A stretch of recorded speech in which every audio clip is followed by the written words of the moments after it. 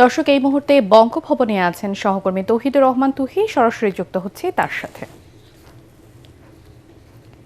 তুহি, পদত্যাগের পর আপনার কাছে সর্বশেষ কি তথ্য আছে মোহাম্মদ শাহাবুদ্দিনকে নিয়ে?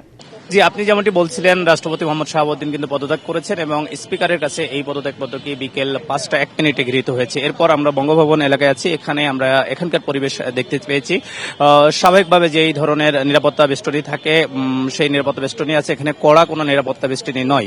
রাষ্ট্রপতি, সদ্য সাবেক রাষ্ট্রপতি, এই মুহূর্তে ঠিক কোথায় আছেন সেই অবস্থানটিও কিন্তু পরিষ্কার নয়। আমরা বিভিন্ন সূত্রে জানার চেষ্টা করেছি।